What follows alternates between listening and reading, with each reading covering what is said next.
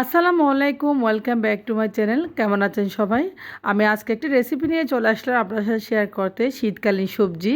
তো শীতকালে এভাবে সবজি রান্না করলে সবাই খেতে পছন্দ করবে।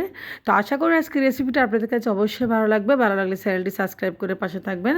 তো চলে যাচ্ছে মূল রেসিপিটি। দেখতে পাচ্ছেন এখানে আমি শীতকালের সবজি বলতে বেগুন নিয়েছি, ক্যাপসিকাম নিয়েছি, আর নিয়েছি পেঁপে, আর নিয়েছি এখানে ফুলকপি আর গাজর। আমি এখানে টোটাল 4টা সবজি কেটে নিয়েছি, সাথে নিয়েছি ক্যাপসিকাম। তো এখন চলে যাচ্ছে আমি চুলায় একটা প্যান বসিয়ে দিয়েছি, আর আমি গাজর এবং ফুলকপি আর পেঁপেগুলো একটু হাফ বয়েল করে নেব। এই সবজিগুলো আমি একটু সিদ্ধ করে নেব 5 মিনিট মতো, বেশি করে সিদ্ধ করব না। তো দেখতে পাচ্ছেন লবণ দিয়ে ভালোভাবে পানি দিয়ে আমি সিদ্ধ করতে চুলায় বসিয়ে দিয়েছি এবং ফুটতেও শুরু করেছে অলরেডি। আমি একটু নেড়ে চেড়েছি যেন নিচে লেগে না যায়। তো পেঁপে এবং গাজর আর সিদ্ধ হয়ে গেছে, ফুলকপিটা অলরেডি। তো আমি একটু নেড়ে চেড়ে দিচ্ছি।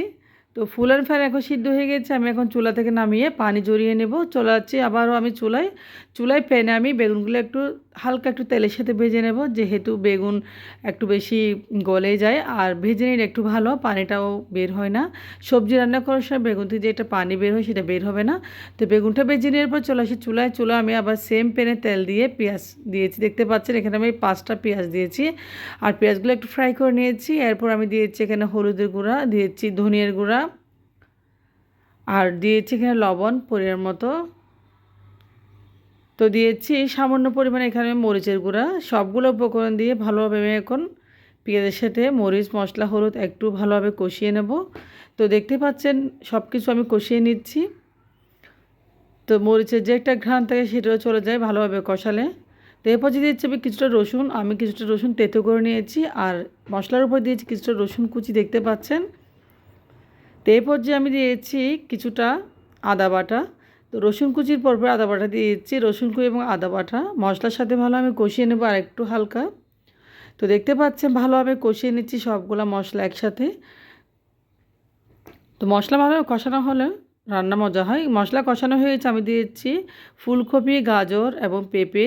দেখতে পাচ্ছেন সিদ্ধ করা তরকারিগুলো দিয়ে দিয়েছি। এর উপর দিয়েছি আমি ফ্রাই করা বেগুন,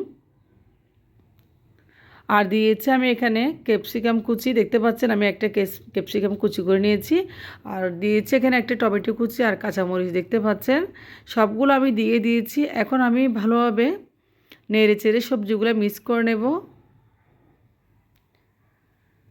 এই সবজিগুলো আপনারা চাইলে রুটি, পরোটা সব কিছুর সাথে খেতে পারেন, ভাতের সাথেও খেতে পারেন। বিশেষ করে শীতকালে এই সবজিটা বেশি পাওয়া যায়। আর শীতকালীন সবজিগুলো দিয়ে আপনি এরকম মিক্স সবজি রান্না করলে খেতে অসাধারণ দুর্দান্ত স্বাদের হয়। আর হোটেলের মামারা যেভাবে রান্না করে এভাবে রান্না করে আমি আজকে দেখিয়েছি। এখন আমি ঢাকনা দিয়ে দিচ্ছি 10 মিনিটের জন্য। তো 10 মিনিট পরে আমি আবারও চলে আসবো, ভালো করে কুক হয়ে যাক।